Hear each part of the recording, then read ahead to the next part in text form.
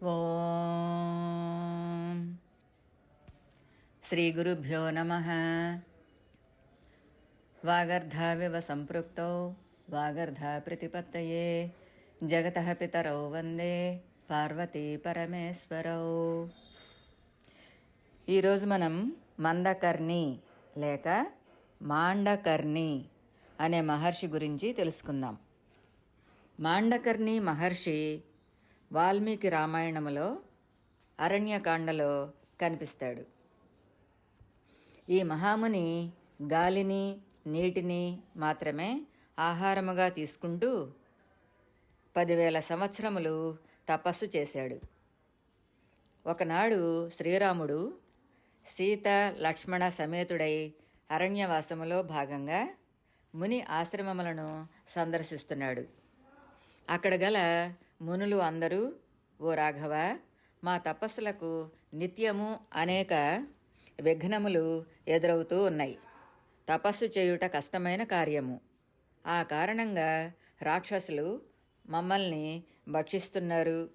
అయినా వారిని శపించుటకు గాని హతమార్చుటకు గాని సంవత్సరముల కొలది నిష్ఠతో ఆర్జించిన మా తపోబలమును వీరికై వెచ్చించుట మాకు సమ్మతం కాదు కదా.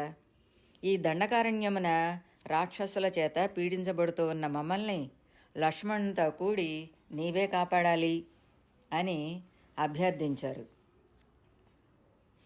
నన్ను ఆశ్రయించిన ఈ ఋషుల విరోధులు నాకును విరోధులే.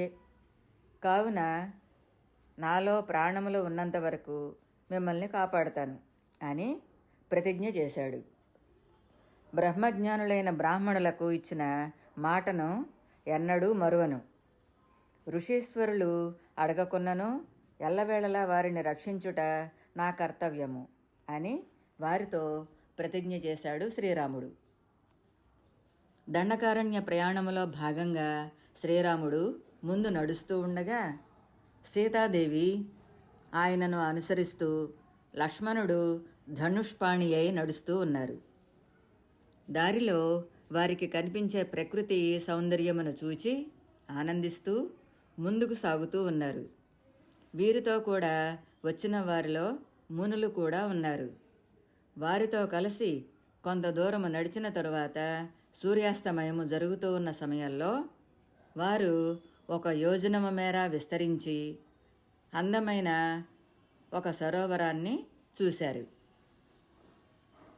దానిలోని ఎర్రతామరలు, నల్ల కలువలు, ఏనుగుల గుంపులు, నీటిలో సంచరించే బెగ్గురు పక్షులు, రాజహంసలు, కలహంసలు ఆహ్లాదకరంగా ఉండి ఆనందాన్ని కలిగిస్తూ ఉన్నాయి.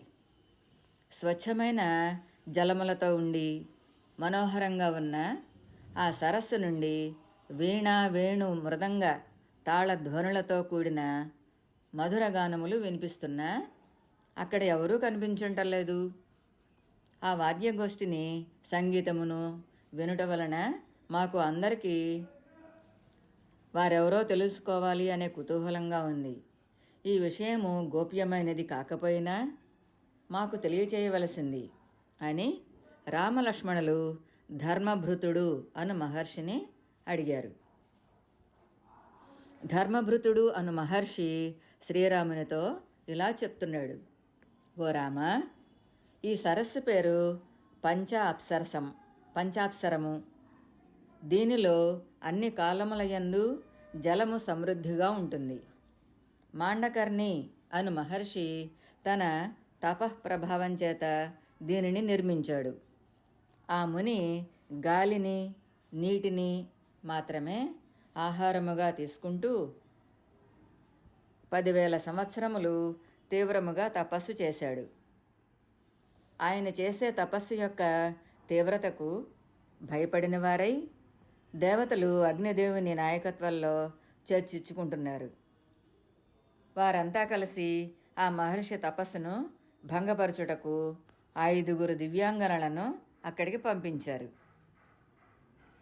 ఆ 5 అప్సరసలు దేవతల కార్యసిద్ధి కోసమై లౌకిక అలౌకికములు అయిన ధర్మాధర్మములను బాగుగా తెలిసినటువంటి మాండుకర్ణి మునిని కామవశిని కావించారు. తత్ఫలితముగా వారు 5 కూడా మాండుకర్ణి మునికి భార్యలుగా మారారు.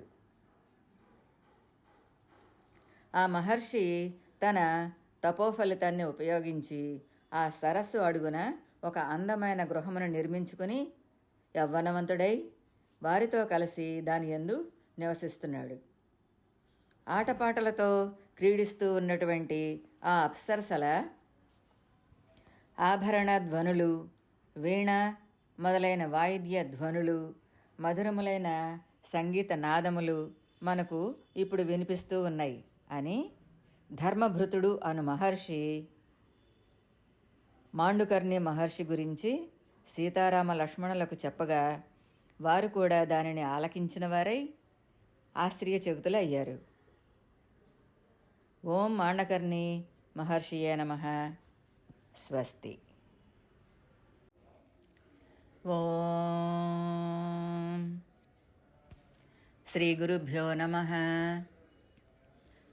వాగర్ధావివ సంపృక్తౌ వాగర్ధా ప్రతిపత్తయే జగతః పితరౌ వందే పార్వతీ పరమేశ్వరౌ. ఈరోజు మనం మందకర్ణి లేక మాండకర్ణి అనే మహర్షి గురించి తెలుసుకుందాం.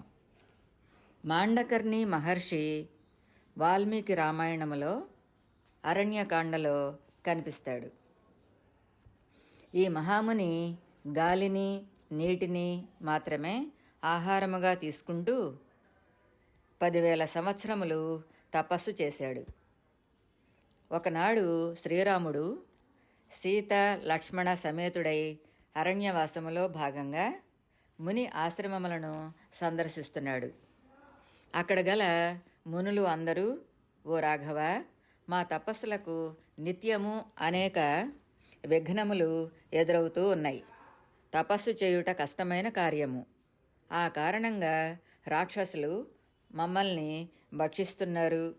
అయినా వారిని శపించుటకు గాని హతమార్చుటకు గాని సంవత్సరముల కొలది నిష్ఠతో ఆర్జించిన మా తపోబలమును వీరికై వెచ్చించుట మాకు సమ్మతం కాదు కదా. ఈ దండకారణ్యమున రాక్షసుల చేత పీడించబడుతూ ఉన్న మమ్మల్ని లక్ష్మణునితో కూడి నీవే కాపాడాలి అని అభ్యర్థించారు. నన్ను ఆశ్రయించిన ఈ ఋషుల విరోధులు నాకును విరోధులే. కావున నాలో ప్రాణములు ఉన్నంత వరకు మిమ్మల్ని కాపాడుతాను అని ప్రతిజ్ఞ చేశాడు. బ్రహ్మజ్ఞానులైన బ్రాహ్మణులకు ఇచ్చిన మాటను ఎన్నడూ మరువను. ఋషీశ్వరులు అడగకున్నను ఎల్లవేళలా వారిని రక్షించుట నా కర్తవ్యము అని వారితో ప్రతిజ్ఞ చేశాడు శ్రీరాముడు. దండకారణ్య ప్రయాణములో భాగంగా శ్రీరాముడు ముందు నడుస్తూ ఉండగా సీతాదేవి ఆయనను అనుసరిస్తూ, లక్ష్మణుడు ధనుష్పాణి అయి నడుస్తూ ఉన్నారు. దారిలో వారికి కనిపించే ప్రకృతి సౌందర్యమును చూచి ఆనందిస్తూ ముందుకు సాగుతూ ఉన్నారు. వీరితో కూడా వచ్చిన వారిలో మునులు కూడా ఉన్నారు. వారితో కలిసి కొంత దూరము నడిచిన తరువాత సూర్యాస్తమయము జరుగుతూ ఉన్న సమయంలో వారు ఒక యోజనము మేర విస్తరించి అందమైన ఒక సరోవరాన్ని చూశారు.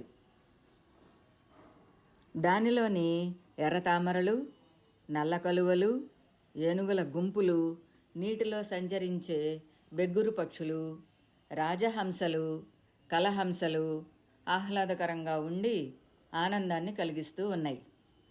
స్వచ్ఛమైన జలములతో ఉండి మనోహరంగా ఉన్న ఆ సరస్సు నుండి వీణ, వేణు, మృదంగ తాళధ్వనులతో కూడిన మధురగానములు వినిపిస్తున్నా అక్కడ ఎవరూ కనిపించుంటలేదు. ఆ వాద్యగోష్ఠిని, సంగీతమును వినుట వలన మాకు అందరికీ వారెవరో తెలుసుకోవాలి అనే కుతూహలంగా ఉంది. ఈ విషయము గోప్యమైనది కాకపోయినా మాకు తెలియచేయవలసింది అని రామలక్ష్మణులు ధర్మభృతుడు అను మహర్షిని అడిగారు. ధర్మభృతుడు అను మహర్షి శ్రీరామునితో ఇలా చెప్తున్నాడు. ఓ రామ, ఈ సరస్సు పేరు పంచాప్సరసం పంచాప్సరము. దీనిలో అన్ని కాలములయందు జలము సమృద్ధిగా ఉంటుంది. మాండకర్ణి అను మహర్షి తన తపఃప్రభావం చేత దీనిని నిర్మించాడు. ఆ ముని గాలిని నీటిని మాత్రమే ఆహారముగా తీసుకుంటూ 10,000 సంవత్సరములు తీవ్రముగా తపస్సు చేశాడు. ఆయన చేసే తపస్సు యొక్క తీవ్రతకు భయపడిన వారై దేవతలు అగ్నిదేవుని నాయకత్వంలో చర్చించుకుంటున్నారు. వారంతా కలిసి ఆ మహర్షి తపస్సును భంగపరచుటకు 5 దివ్యాంగనలను అక్కడికి పంపించారు. ఆ 5 అప్సరసలు దేవతల కార్యసిద్ధి కోసమై లౌకిక అలౌకికములు అయిన ధర్మాధర్మములను బాగుగా తెలిసినటువంటి మాండుకర్ణి మునిని కామవశుని కావించారు. తత్ఫలితముగా వారు 5 కూడా మాండుకర్ణి మునికి భార్యలుగా మారారు. ఆ మహర్షి తన తపోఫలితాన్ని ఉపయోగించి ఆ సరస్సు అడుగున ఒక అందమైన గృహమును నిర్మించుకుని యవ్వనవంతుడై వారితో కలిసి దాని యందు నివసిస్తున్నాడు.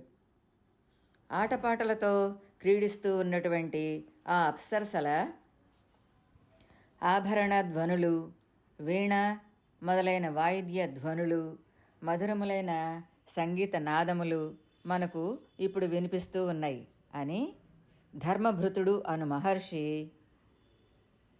మాండుకర్ణి మహర్షి గురించి సీతారామ లక్ష్మణులకు చెప్పగా వారు కూడా దానిని ఆలకించిన వారై ఆశ్చర్యచకితులు అయ్యారు. ఓం మాండకర్ణి మహర్షియే నమః. స్వస్తి.